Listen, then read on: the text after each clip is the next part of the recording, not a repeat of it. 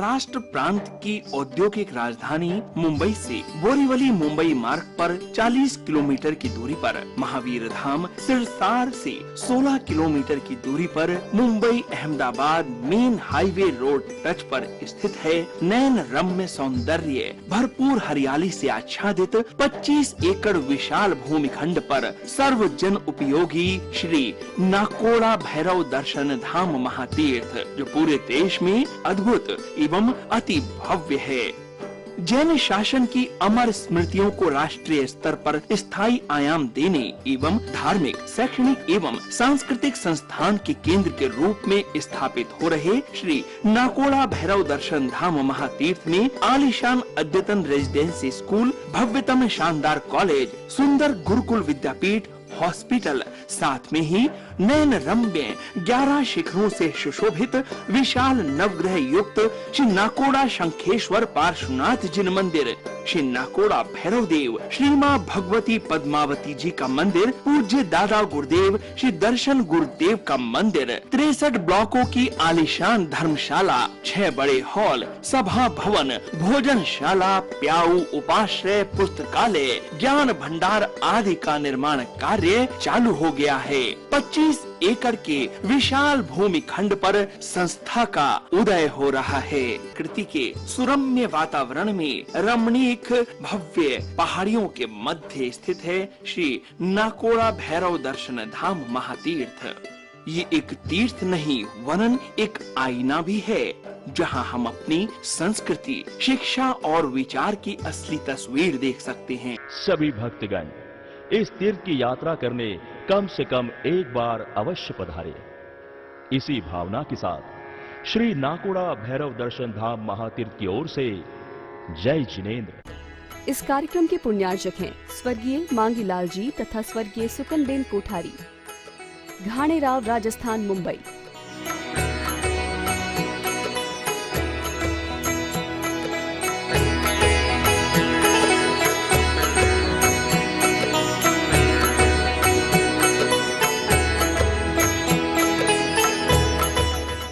इस कार्यक्रम के पुण्यार्जक हैं पिता श्री भंवरलाल जी सेठ, माता श्रीमती रेशमी देवी,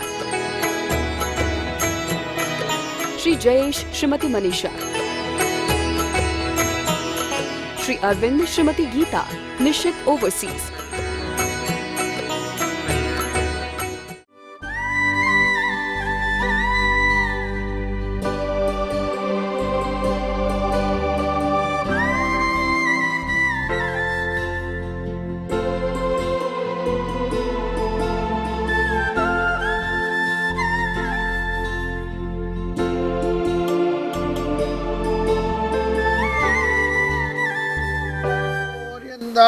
नमो नमो सिद्धानम नमो आयर्यानम नमो ज्ञानम नमो लोहितवंसाउणाम ऐस पंचानमुक्कारो सर्वपापपणासनो मंगलानम च संवेशिम परमं हवै मंगलम। आज के 11 कर्तव्य है। सहायम्य संपत्ति धनंगणे जस्य वै नौ जिन शासने बणी यमीनाम सम्मते तत्संदेह हो।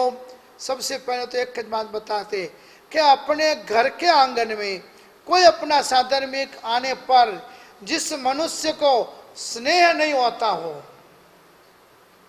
साधर्मिक अपने घर पर आता हो और इसको प्रेम ना होता हो, उस मनुष्य में सम्यक्त्व है कि नहीं है, वो शंका है। अपने घर पर साधर्मिक आवे तो खुशी होनी चाहिए। और आगे बता रहे एगत सब धम्मा सामी वच्चलम तु एगत बुद्धि तुलाए तुलिया दोव्य तुलाइम बढ़ियाइम। एक तरफ सभी धर्म रख दो, दान, शील, तप, भाव, उद्यान आदि जो भी बड़ी बड़ी तपस्या एक बाजू रख दो, और एक तरफ साम्यान वच्चलम तु एगत था और साधर्मियों का उद्धार एक तरफ। तो साधर्मिक का भक्ति बढ़ जाता। क्यों? कि धर्मी होंगे तो धर्म चलेगा। समाज में आज पारसी कौम खत्म क्यों हो गई? समाज ही नहीं रही, संख्या ही नहीं रही, तो पारसी कौम आज खत्म होने आई है। इसलिए कुमारपाल विसा पूरा जिला गोद ले लेते। कौन? कुमारपाल विसा गुजराती है। कल्पेश विसा को भी अटैक आ गया, ऑपरेशन कराने के लिए नक्की हुआ, घर पे बोल दिया जा रहा हूँ, मेरी 56 साल की उम्र है, ऑपरेशन होकर आऊँगा तो ठीक है, यदि न भी आऊँ ने तो 56 करोड़ रुपये मेरे नाम से अलग निकालकर सिर्फ साधर्मिकों में बांट देना। अहमदाबाद में रहते कल्पेश विसा और अच्छे होके आए, खुद के हाथ से छोटे छोटे गांवों में जाकर साधर्मिकों को खोज खोज के 56 करोड़ रुपया, कहीं नाम तख्ती नहीं, एक एक घर में 1-1 लाख रुपया डोनेशन गरीबों के घरों में दिया। कल्पेश विसा वो भी अभी हाजिर है, उनको अभी कोरोना हुआ मगर देवगुरु की कृपा से वो अच्छे हो गए हैं। रोग सबको आता है, अपने कर्म ऐसे होते हैं तो रोग आता है, धर्मी को भी आता है, ना धर्मी को भी आता है, पुण्यशाली को भी आता है, पापी को भी आता है। इसलिए यहाँ पर सबसे पहले संघ पूजा बताई, पहला कर्तव्य। दूसरा कर्तव्य बताया साधर्मिक वात्सल्य, दोबारा साधर्मिक वात्सल्य बताया। देखो पहले कल के 5 कर्तव्यों में भी साधर्मिक की भक्ति बताई, आज के 11 कर्तव्यों में भी साधर्मिक वात्सल्य बताया है। खाली भोजन कराना और साधर्मिक वात्सल्य नहीं, सपोर्ट करना, कोई तकलीफ में आ गया हो, कोई डाउन हो गया हो तो अपनी शक्ति हो तो उसको खड़ा करना, वो साधर्मिक वात्सल्य है, वो साधर्मिक भक्ति है। जमुना हाथ से दो, दावे हाथ को मालूम ना पड़े, वो साधर्मिक भक्ति गिनी जाती है। हाथों हाथ फोन करना, हंसा कि करो था पड़े थोने फलाने संजी उठिया, थोड़ा तो पिया नहीं बाकी है ने, वो महापाप के काम है।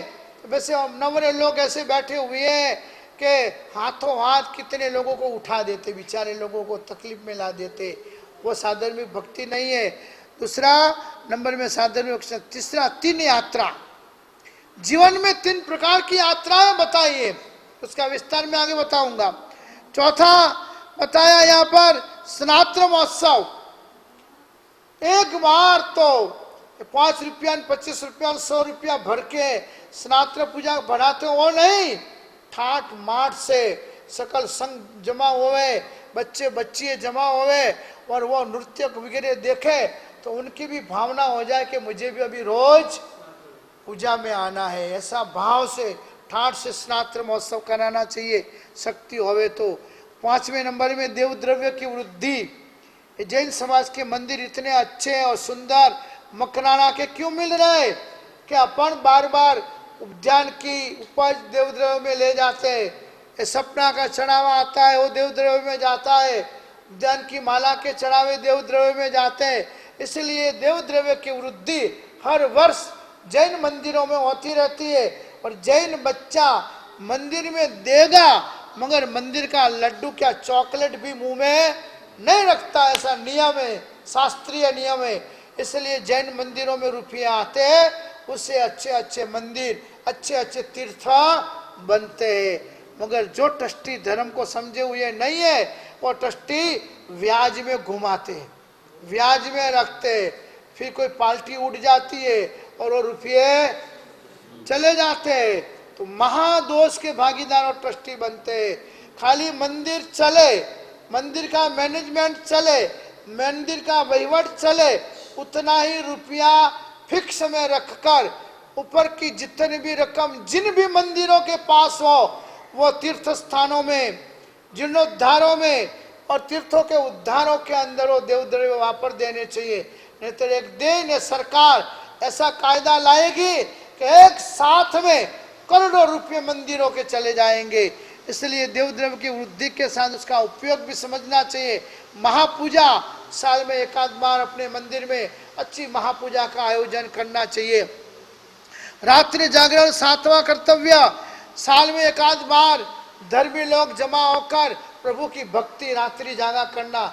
उसके अंदर फिर रात्रि की चाय पीना, नाश्ता रखना ऐसा नहीं, वो पाप होता है। वापिस एकदम शुद्धता पूर्वक रात्रि जागा करके प्रभु की भक्ति करनी चाहिए। 8वां शुद्ध भक्ति, शुद्ध यानी ज्ञान, ज्ञान यानी एजुकेशन, एजुकेशन यानी साहित्य, उसका प्रचार करना। 9वां उजमना, जो करते हैं अपन उद्यापन उजमना, और 9वां कर्तव्य बताया गया है। 10वां तीर्थ प्रभावना और 11वां आलोचना। ये 11 कर्तव्य दूसरे दिन के दिखाए हैं। इसमें अपन पहले लेते हैं संघ पूजा। संघ पूजा यानी संघ अपना पूज्य है। कौन सा संघ? साधु, साध्वी, श्रावक, श्राविका। ये 4 जो चतुर्विध संघ होता है ना, वो संघ बोला जाता है। खाली तुम जैन श्रावक जमा हो गए और बसों में 500, 2000, 5000 जमा होकर तीर्थ यात्रा करने निकल गए, उसको संघ नहीं बोला जाता है। टूर है वो क्या है? यात्रा प्रवास है। मगर संघ उसको बोला जाता है जिसमें 4 अंग हो, साधु हो, साध्वी हो, श्रावक हो और श्राविका हो, उसको संघ बोला जाता है। ऐसे संघ की पूजा होनी चाहिए साधुओं की, क्योंकि जो संघ है ने समण प्रधान है। श्रावक प्रधान संघ नहीं हो सकता कभी भी। श्रावकों को क्या ज्ञान है, श्रावकों को क्या समझ है? कोई कौन से राग में पड़ा है, कोई कौन से द्वेष में पड़ा है, कोई किसी की टांग खींच में पड़ा है, कोई किसी को उड़ाने में बैठा है। पूरी जिंदगी तक जिसने अच्छे काम किए हो और मौका आते 2-4 जन मिलकर अच्छे आदमी को कैसे हटा देना, कैसे बदनाम कर देना, उसके अलावा श्रावक लोग कुछ नहीं करते। और ज्यादा करेंगे तो कोर्ट कचहरी के काम भी कर लेंगे मंदिरों के अंदर एक दूसरे का कब्जा करने के लिए। इसलिए श्रावक प्रधान संघ नहीं कहा है, श्रमण प्रधान संघ कहा है। साधु भगवान की आज्ञानुसार मार्गदर्शन दे। मगर जो साधु आपको लड़ाई झगड़ा करने का उपदेश दे, जो साधु आपको कोर्ट कचहरी जाने का उपदेश दे, वो उनकी आज्ञा कभी नहीं मानना। संघ को जोड़ना है, संघ को तोड़ना नहीं है। समाज को जोड़ना है, समाज को तोड़नी नहीं है। इसलिए शास्त्रानुसार निर्णय और आज्ञा के अनुसार ऐसा संघ पूजनीय है, वंदनीय है। वर्ष में कम से कम एक बार ऐसे चतुर्विध संघ की भक्ति करनी चाहिए। साधु साध्वी जी की भक्ति निर्दोष गोचरी पानी के द्वारा करें। वस्त्र, पात्र, औषध वगैरह के द्वारा साधु साध्वी जी की भक्ति करनी चाहिए। और दूसरा एक कर्तव्य है, छोटे छोटे साधु साध्वी हो तो उनको पढ़ाने की भी जिम्मेदारी लेनी चाहिए। क्यों? क्या पढ़ाई बहुत महंगी हो गई है। तुम्हारा एक बच्चे को डॉक्टर बनाना हो तो 25 लाख खर्च होता है, तब एक लड़का डॉक्टर बनता है। हमको हमारा एक साधु को हमारा जैसा विद्वान बनाना है ना, तो हमारे भी कम से कम उतना ही खर्चा आता है। 50,000 45,000 पगार महीने का लेते हैं अच्छे पंडित। और सिटी में होते हैं तो घंटे का 800 रुपया 900 रुपया एक घंटे का साधु को पढ़ाने का पंडित पगार लेता है कोई संघ पूछने वाला है, कोई भगत पूछने वाला कि बाबू जी बाल मुनि आपके छोटे साधु साध्वी जी पढ़ रहे हैं तो उनका पगार कौन देता है? अभी बिहार में भी पूछने वाला कोई नहीं है।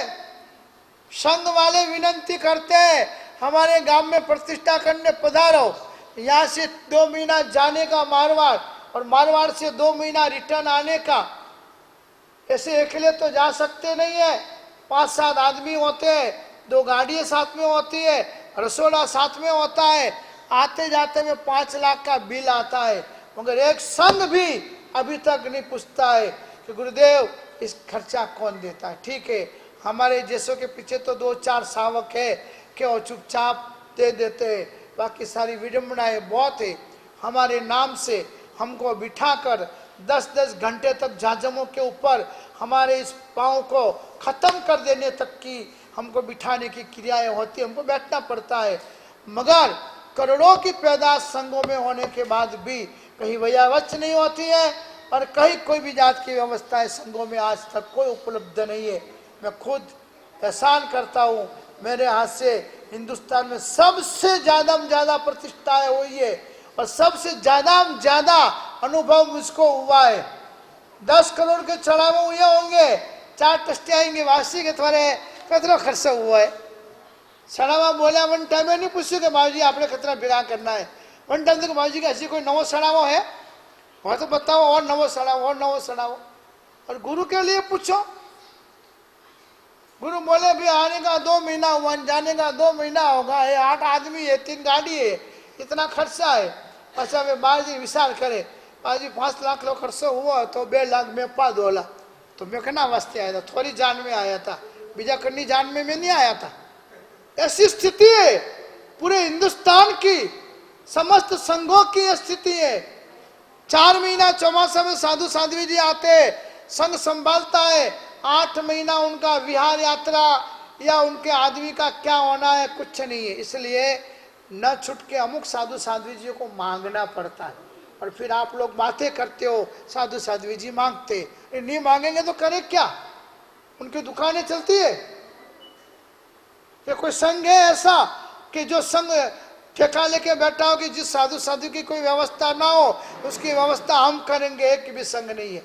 और एक संघ भी ऐसा नहीं है जिस संघ के 5-5, 10 करोड़ का भंडोर ना हो। और भंडोर भी उन किसी की ताकत से पैदा नहीं हुआ है, हमारी ज्ञान ध्यान और हमारी मालाओं के जोर से वो जाजम हुई है। क्योंकि बहुत से संघों में तो रात को जाजम है और दिन को तो झगड़े चलते हैं, मगर भक्ति का भाव खत्म हो चुका है। इसलिए साधुओं की भक्ति वस्त्र पात्र औषध और उनको पढ़ाना, स्वयं उपयोगी ज्ञान ध्यान व्यावच वगैरह के द्वारा साधु और साधुओं की भक्ति अवश्य ट्रस्टी लोग करे। मगर ट्रस्टी ही हमारी समाज में जितने बनते हैं, ना बनते वहां तक अच्छा है, ना बनेंगे ना वहां तक तो बहुत भक्ति करेंगे ट्रस्टी, पर ट्रस्टी बन गए यानी वो नाग बन गए। देव द्रव्य के भगवान के मंदिर की संपत्ति के नाग कौन है? मंदिरों के ट्रस्टी, संस्थाओं के ट्रस्टी। फिर वो ऐसा समझते हैं कि सारी मिल्कत के मालिक कौन है? हमें ही है। ऐसे नाग जहाँ बैठ जाते हैं वहाँ शासन प्रभावना नहीं हो सकती है, वहाँ गुरुओं की सेवा नहीं हो सकती है। इसलिए मैं कहता हूँ गुरु के भगत हो, कभी कामड़ी का चढ़ावा मत बोलो, कभी गुरु पूजन का चढ़ावा मत बोलो, डायरेक्ट गुरु की भक्ति करो। 5 लाख का चढ़ावा बोलोगे, 5 रुपया भी हमारी भक्ति में आने वाला नहीं है। इस कार्यक्रम के पुण्यार्जक हैं स्वर्गीय मांगीलाल जी तथा स्वर्गीय सुकनबेन कोठारी, घाणेराव, राजस्थान, मुंबई।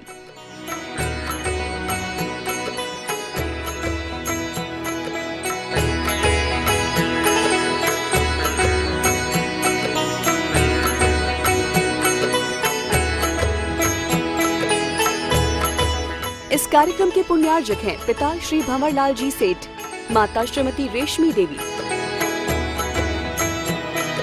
श्री जयेश, श्रीमती मनीषा, श्री अरविंद, श्रीमती गीता, निश्चित ओवरसीज।